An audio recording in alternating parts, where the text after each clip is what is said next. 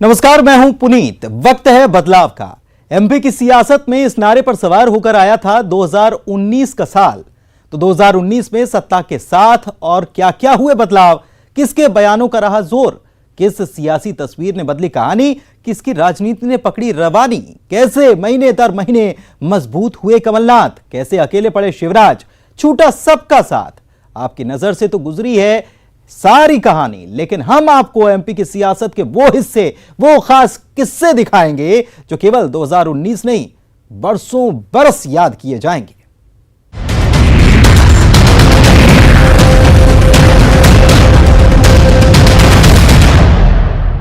तो साहिबान कद्रदान, हो जाइए तैयार सियासत का तमाशा देखने के लिए। ऐसे ऐसे नजारे आपके सामने आएंगे कि कसम से आप 70 mm की फिल्म भी भूल जाएंगे। 2019 के एक से एक धुरंधर किरदार, पॉलिटिक्स के बल्लेबाज, एक ऐसे मंत्री जिन्हें लगा सफाई का रोग, और पूरे साल सियासत पर गूंजता रहा वो सवाल कि बीएसपी विधायक रामबाई को इतना गुस्सा क्यों आता है। लीजिए देखिए 2019 की पॉलिटिकल हिट के वो सीन जो इस बरस को यादगार बना गए।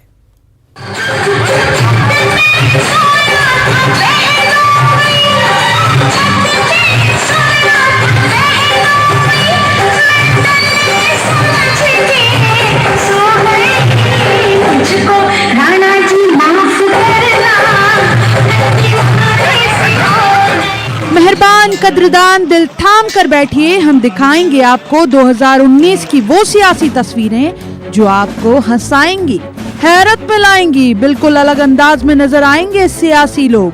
किसी पर चढ़ा सफाई का रोग, किसी की जुबान लड़खड़ाई, किसी को आया ऐसा गुस्सा कि कार्यकर्ताओं को लाठी थमाई। कहीं ठेठ देसी अंदाज में मिनिस्टर मैडम नजर आई, कहीं गरियाती, कहीं लजाती, कहीं अपने हक की आवाज उठाती। तो मेहरबान कद्रदान, दिल थाम कर बैठिए। आपके सामने आ रही हैं महिला बाल विकास विभाग की मंत्री इमरती देवी। वे स्वाधीनता दिवस की परेड में जाएं या फिर बच्चों को शपथ दिलाएं या घर परिवार के किसी बुलावे में आएं, जहां जाती हैं खालिस अंदाज रहता है। तो पहली झलकी प्रदेश ने इमरती देवी की देखी तो वो कुछ इस अंदाज में।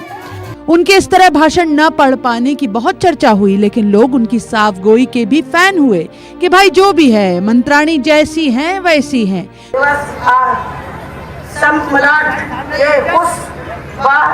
दिवस को और सेनानियों का कीर्तिमान पूर्ण करती हूँ। कलेक्टर साहब पढ़े।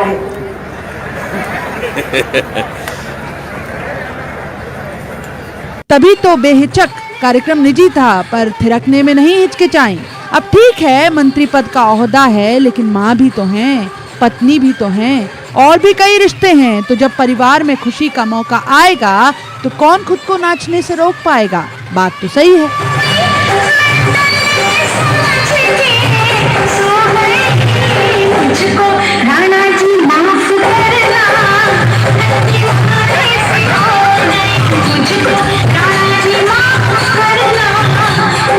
इमरती देवी के बाद दूसरी महिला नेत्री जो पूरे 2019 में सुर्खियों में छाई रही वो है रामबाई।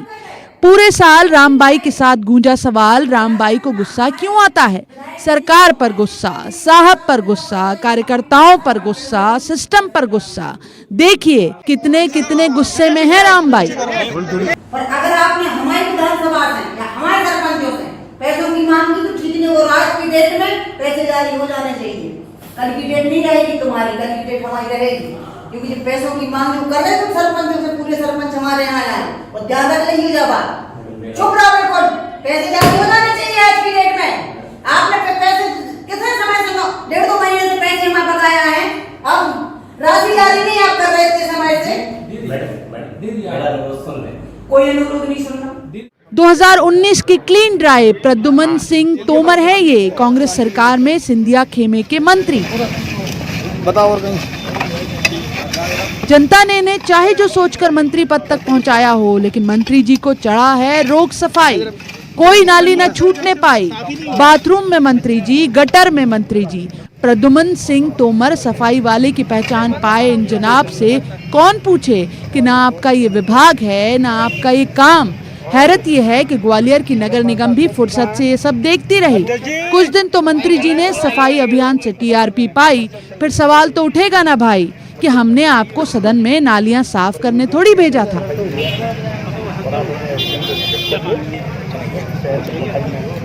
2019 में कमलनाथ सरकार के मोस्ट एनर्जेटिक मंत्री जीतू पटवारी, विभाग भी खेल एवं युवक कल्याण का और भैया हैं भी खिलाड़ी, राजनीति में भी देते हैं बाउंसर। 2019 में भी दिए और खेल के मैदान में तो भैया की एनर्जी देखिए।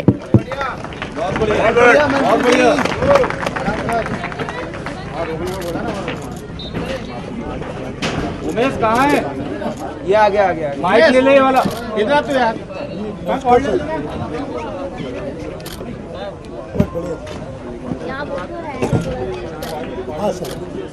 आराम से कर। शेरफ सर। कमान सर।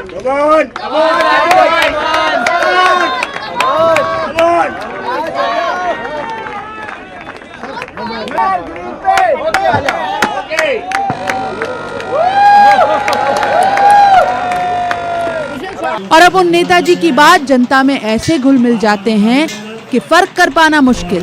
ताल पर देखो तो जब चले हैं गोपाल।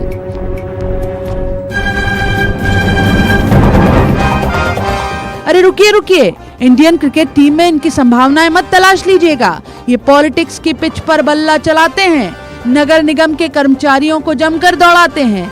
दबंगई में आकाश का सविस्तार विरासत में मिला है, जो कर गए उसका इन्हें न कोई गिला है। 2019 की एक सॉलिड तस्वीर ये भी है। तो इससे पहले कि साल गुजर जाए, एक नजर में देखिए इस बरस की वो तस्वीरें जिनमें ये साल इतिहास बन के दर्ज हो रहा है। Bureau report, news 18 Madhya Pradesh.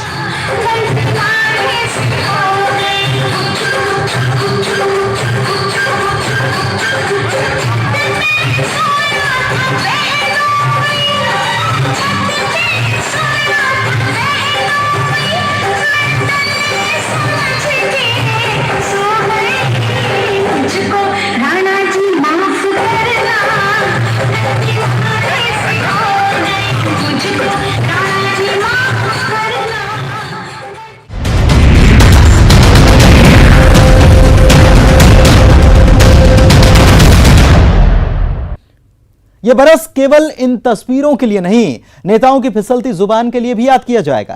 कब की फिसली किसकी जुबान, किसकी बात लगी बनकर तीर, किसने चलाई शब्दों की शमशीर, किसके जुबानी तर्कश से पूरे साल निकले तीर और कौन रहा बेहद गंभीर। देखिए 2019 के चर्चित बयान जो बवाल भी बने। नेताओं की जुबान पर तो सब कुछ रहता है, लेकिन क्या हो जब नेता खुलेआम ये कह डालें कि हम खाली हाथ नहीं चलते। खाली हाथ नहीं चलते इस बात से मतलब है कि हमारे हाथ में कुछ भी हो सकता है जिसका इस्तेमाल आपको नुकसान पहुंचाने के लिए किया जा सकता है। नहीं, हम भला आपको क्यों नुकसान पहुंचाएंगे। हम तो उस धमकी की याद दिला रहे हैं जो बल्ले वाले विधायक, माफ कीजिए, इंदौर 3 से विधायक आकाश विजयवर्गीय ने मंच पर खड़े होकर दी थी। बिजली के बिल माफ कराने के लिए प्रदर्शन कर रहे थे आकाश। समर्थकों ने इतना जोश भर दिया कि आकाश भूल ही गए कि वो कहाँ खड़े हैं और क्या कह रहे हैं। बिजली तो आ नहीं रही है, कभी आती है कभी जाती है, मगर आज तक 10-10 हजार, 40-40 हजार, लाख रुपए तक के बिल माताएं बहनें लेके आई। मेरा उस मामले में भी चेतावनी है कि जल्द से जल्द वो बिल का भी निराकरण करे, या तो बिल माफ करे या पुनः 100 रुपए 200 रुपए जैसे शिवराज जी के समय था वैसा वो करके दे, तुरंत करके दे। वरना जैसा मनोज भैया ने बोला ना, कमरे में बंद करेंगे, तो मैं आपको बताया फिर हम हाली हाथ तो घूमते नहीं है।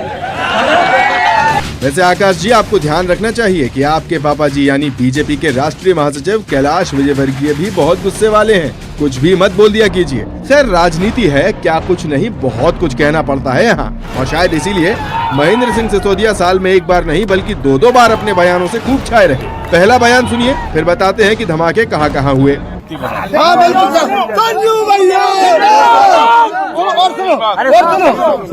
दूसरी बात, किसी भी अधिकारी को फोन करो, अगर काम नहीं करता फिर मुझे बताओ। ठीक है सर। मैंने आज मीटिंग में बोल दिया, मेरा एक कार्यकर्ता मेरा मंत्री है, जो फोन करे उसका पालन होना चाहिए। देखो भैया,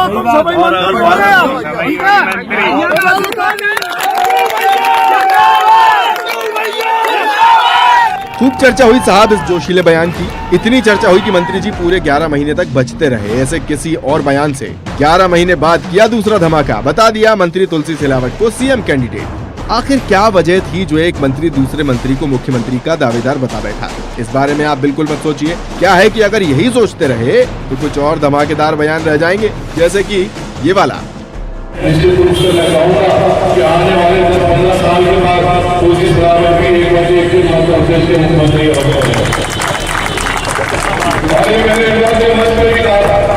क्योंकि अंदर आत्मा बोलती है, ये अंदर आत्मा बोल रही है, और जो अंदर आत्मा बोलती है वो ईश्वर का संकेत होता है। तो तुलसी भाई हमें भूल मत जाना और भाजपा जी को चीफ सेक्रेटरी जरूर बनाना। ये ब्यावरा के विधायक साहब है, नाम है गोवर्धन दांगी। भोपाल की सांसद साध्वी प्रज्ञा ने संसद में महात्मा गांधी पर एक विवादित बयान दिया था। विवाद बढ़ा तो साध्वी ने सदन में माफी भी मांग ली। अब सदन ने भले माफ कर दिया हो, लेकिन दांगी साहब का गुस्सा शांत नहीं हुआ। संसद में बैठकर भारतीय जनता पार्टी की सांसद प्रज्ञा ठाकुर वो कहती है कि वो देशभक्त था, वो हत्यारा देशभक्त था। इससे घिनौनी और इससे खराब बात मेरी जिंदगी से नहीं भूल सकती। मैं आज इस बात का बहुत हम सब मिलकर के बहुत घोर निंदा करते हैं। तो प्रज्ञा ठाकुर का पूरा पुतला नहीं, प्रज्ञा ठाकुर को कभी आई भी तो हम साक्षात जला भी नहीं प्रज्ञा। विवाद बढ़ा तो साध्वी की तरह विधायक दांगी ने भी अपने बोल वापस ले लिए। सांसद और विधायक जी ने तो अपने बोल वापस ले लिए, लेकिन रामेश्वर शर्मा, अरे हुजूर के बीजेपी विधायक हैं वही, वो इन सब में विश्वास नहीं रखते। मुद्दा साध्वी के बापू वाले बयान का ही था। कांग्रेस की नाराजगी बीजेपी दफ्तर को घेरने में तब्दील हो रही थी। प्रदर्शन बड़ा होता उससे पहले विधायक रामेश्वर शर्मा बोल पड़े। हमारे कालने पर सुना है कि कुछ सिमनी के आतंकवादी आकर हमला करने की साजिश रच रहे, और इसलिए जो आतंकवादी आएंगे तो हमारे भारतीय जनता पार्टी के, हमने तो हर समय कार्यकर्ताओं ने सीने पर गोली खाई है, अपने देश की सुरक्षा की है, अपनी मातृभूमि की सुरक्षा की है, अपने तिरंगे की सुरक्षा की है। और इसलिए अगर सिम्बी के आतंकवादी आकर हमारे कार्यालय पर हमला बोलेंगे, राम भक्तों पर हमला बोलेंगे, तो हम मुंहतोड़ जवाब देंगे। जब तक जिंदा रहेंगे, एक एक खून की एक एक बूंद जब तक शरीर में रहेगी, माता बहनों से लेकर बेटा बेटियां सब लड़ने के लिए तैयार हैं, पर किसी भी सिम्मी के दलाल को आगे बढ़ने नहीं देंगे। अब सिमी आतंकवादी शब्द का इस्तेमाल उन्होंने किसके लिए किया ये तो शर्मा जी जाने, क्योंकि बीजेपी दफ्तर कोई गया ही नहीं। तो बात अलग है कि दूसरे खेमे से बयानों की बारिश खूब होती रही। अच्छा, बारिश से याद आया, पूरे प्रदेश में इतनी बारिश हुई कि सड़कों की हालत एक नेताजी के गालों जैसी हो गई। ये बात हम नहीं कह रहे हैं, ये बात कह रहे थे सरकार के पीडब्ल्यूडी मंत्री सज्जन सिंह वर्मा। सज्जन सिंह भावनाओं की बारिश में इतने बह गए कि उन्होंने प्रदेश की सड़कों की तुलना कैलाश विजयवर्गीय के गालों से कर दी। अच्छा, बात इतनी नहीं थी, इन सड़कों को वर्मा जी किसके गालों जैसा बनाना चाहते हैं, जरा ये भी सुन लीजिए। ये वाशिंगटन की और न्यूयॉर्क की जो सड़कें बनी थी, ठीक है सी, क्या हो गया, एक पानी गिरा जम के और यहाँ गड्ढे गड्ढे हो गए, दाग जैसे हो गए, दाग जैसे हो गए। वो कैलाश विजयवर्गीय के जो गाल है वैसे हो गए ये, तो वो देखने हम निकले हैं। और सज्जन भाई के नेतृत्व में और मुख्यमंत्री कमलनाथ जी के आदेश पर, जैसा उन्होंने कहा 15 दिन में ये सड़कें पूरी होंगी, ठीक होगी। और नगर निगम का भी 21 करोड़ का टेंडर हो चुका है, कल आयुक्त ने बताया। और राजधानी परियोजना, इसके भी टेंडर हुए, इस सब काम होंगे और 15-20 दिन में चकाचक सड़कें कौन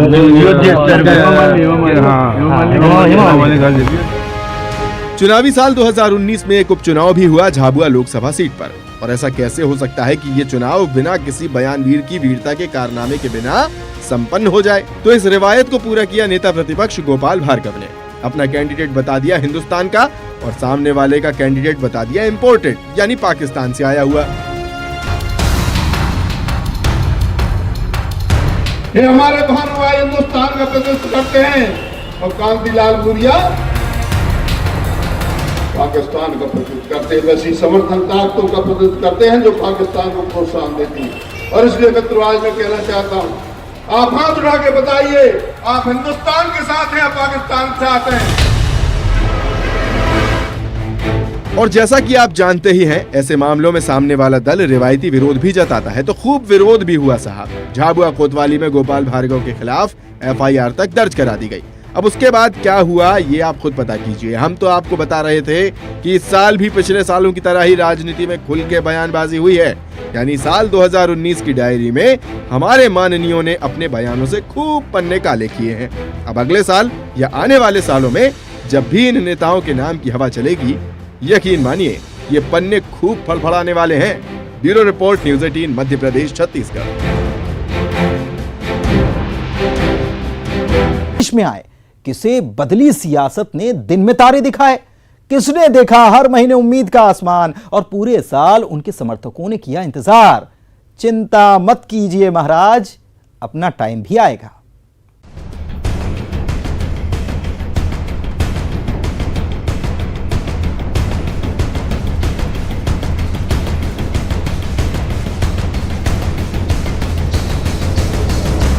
एमपी में कमलनाथ सरकार बन जाने के ठीक बाद की है ये तस्वीर। बरस 2019 की चर्चित सियासी तस्वीर। सरकार बन चुकी थी पर सवाल बाकी थे। सिरमौर कौन होगा, राहुल गांधी के दाएं से या बाएं से? इसमें दो राय नहीं कि मध्य प्रदेश में कांग्रेस का वनवास खत्म करने में कमलनाथ ने जी तोड़ मेहनत की, लेकिन ग्वालियर चंबल में पार्टी के लिए जनादेश बदलने में कामयाब रहे सिंधिया की भी दावेदारी थी। खैर, सीएम की कुर्सी तो कमलनाथ के ही हाथ आई और इसी के साथ इस तस्वीर में दिखाई नहीं देने वाली एक लकीर पड़ गई, एक दरार।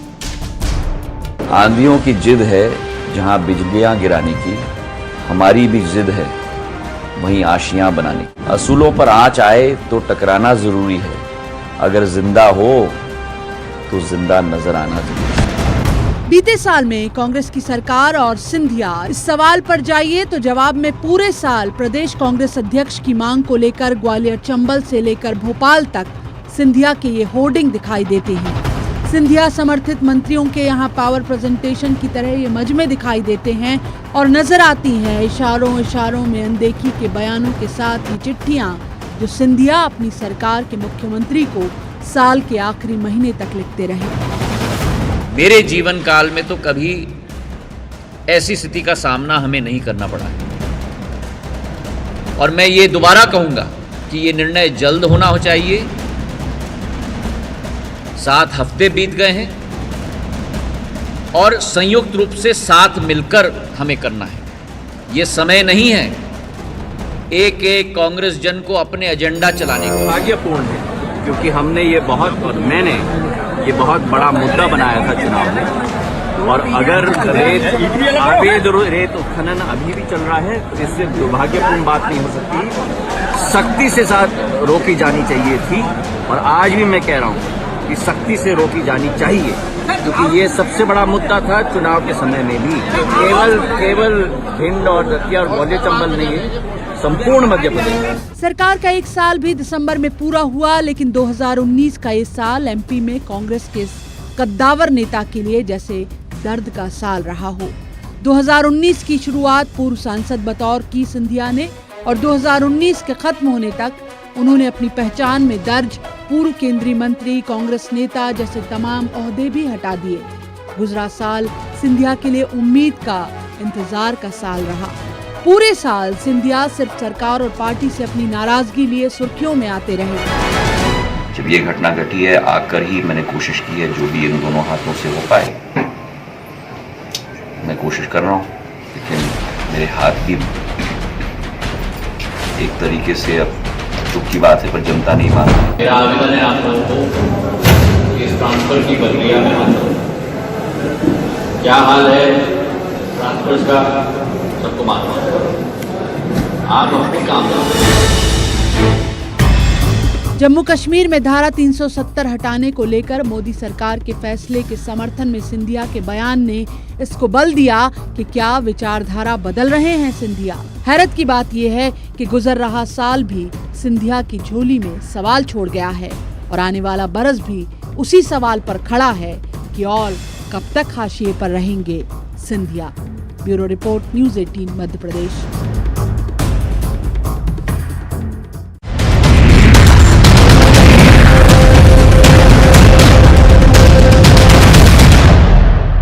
दो 2019 के साल में भारतीय राजनीति में मध्य प्रदेश का क्या योगदान है? भविष्य में जब भी यह सवाल आएगा, पहले भोपाल लोकसभा सीट और फिर सांसद प्रज्ञा ठाकुर का जिक्र जरूर आएगा। साल के बीच में लिया सियासत में प्रवेश, भगवादारी भेष, फिर साध्वी मतलब सवाल। साध्वी मतलब बवाल। साध्वी प्रज्ञा ठाकुर जब भी सीन में आई, यकीन मानिए बीजेपी की जान पर बनाई। देखिए कैसे सांसद बनने के बाद तकरीबन हर महीने साध्वी ने पार्टी की मुश्किलें बढ़ाई। –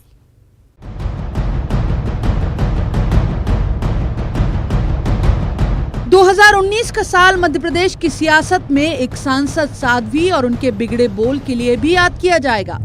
बिगड़े बोल ऑफ द ईयर का खिताब देने की अगर नौबत आ जाए तो बिला शक नाम आएगा साध्वी प्रज्ञा सिंह ठाकुर का। मैं अभी उनको वार्निंग दे चुकी हूँ, 3 बार बस लास्ट मौका है तुम्हारे लिए। उसके बाद मैं चुप नहीं बैठूंगी, क्योंकि उन्होंने आतंकवाद कहा है, आतंकवादी कहा है मुझे। नाली साफ करवाने के लिए नहीं बने, ठीक है ना। हम आपका शौचालय साफ करने के लिए बिल्कुल नहीं बनाए गए। बीजेपी की सदस्यता लेने के बाद पूरी तल्लीनता से कार्यकर्ता के तौर पर साध्वी प्रज्ञा ने जो काम किया वो पार्टी की मुश्किलें बढ़ाना था। दिग्विजय सिंह ने भी भगवा को आतंकवादी कहा है, कहीं ना कहीं कुछ न कुछ गड़बड़ तो है। इसलिए देश के दुश्मनों का विनाश करने के लिए साध्वी प्रज्ञा सिंह हमेशा तैयार। ये जो बेल्ट मारते थे, पूरा नर्वस सिस्टम ढीला पड़ जाता था, सुन्न पड़ जाते थे। मैं आपके सामने अपनी पीड़ा नहीं बता रही हूँ, लेकिन इतना कह रही हूँ कि और कोई बहन आज के बाद कभी भी इस पीड़ा का सामना न कर सके। क्या मुझको रोक सकेंगे, मिटने वाले मिट जाएं, कंकड़ पत्थर की हस्ती क्या जो बाधा बन कर आए। एक भोपाल सीट बीजेपी के खाते में देने के सिवाय पूरे साल में साध्वी का पार्टी या जनता के लिए योगदान क्या रहा, ये सवाल पूछिए तो मुमकिन है जवाब मिले थोक के भाव में विवादित बोल। और इन विवादित बयानों की शुरुआत उन्होंने अपने जीवन काल के पहले चुनाव के साथ ही कर दी। मैंने कहा तेरा सर्वनाश होगा। तो जिस दिन मैं गई थी उस दिन इसके सूतक लग गया, और ठीक 1.25 महीने में जिस दिन इसको आतंकवादियों ने मारा उस दिन सूतक का अंत हो। 2019 के साल में सियासत के विवादित बयान उठाएंगे तो टॉप 5 में पहले नंबर पर साध्वी प्रज्ञा को ही पाएंगे। सांसद बन जाने के बाद भी ये क्रम जारी रहा। अगर कुछ महीने खामोशी से गुजरे तो जब बोली साध्वी ऐसा बोली कि कई महीनों के लिए चर्चा का मसाला दे गयी। बीजेपी नेताओं की मृत्यु पर साध्वी आवाज सुनिए जरा। निश्चित रूप से भारतीय जनता पार्टी के कर्मठ, योग्य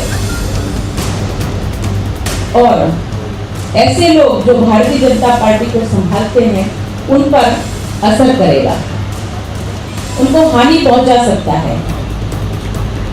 आप टारगेट हैं, इसलिए ध्यान रखिएगा। और ये होने वाला है। उन महाराज जी की बात को मैंने उतनी भीड़ में चलते चलते जो सुना और भूल गए, परंतु आज जब मैं ये देखती हूँ कि हमारे वास्तव में शीर्ष नेतृत्व, कभी सुषमा जी, बाबूलाल जी, फिर जेटली जी और ऐसे क्रमशः जो हमारे नेता पीड़ा सहते सहते और जाते हैं, मन में एक बार आया कि कहीं ये सच तो नहीं।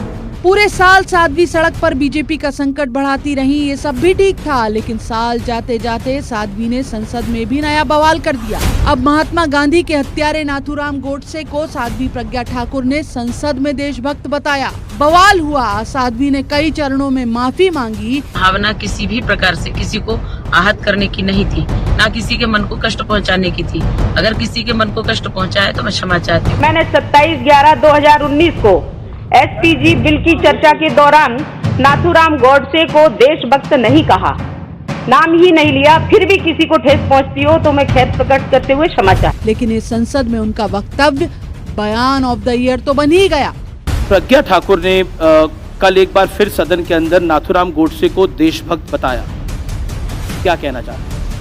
भारतीय जनता पार्टी उनके इस बयान से इत्तेफाक नहीं रख सकती, नहीं रखती है, और भारतीय जनता पार्टी ऐसे बयानों की घोर निंदा। ये कार्रवाई भी होगी प्रज्ञा ठाकुर पे? कर रहे हैं। तो खुद साध्वी प्रज्ञा ठाकुर के लिए 2019 का साल सियासत में सांसद बन जाने के साथ सौगात का साल रहा हो, लेकिन इस पूरे साल उन्होंने बीजेपी को सिर्फ झटके पर झटके दिए हैं, जोर के झटके जोर से ही। बीजेपी भी जाते हुए साल और नए साल की अगुवाई में एक खैर मनाएगी कि हर बयान से पार्टी की मुश्किल बढ़ाने वाली साध्वी को संयम दे भगवान। Bureau report, news 18 Madhya Pradesh. तो ये थी 2019 की सियासत की तस्वीर। इसी के साथ मुझे दीजिए इजाजत। नमस्कार।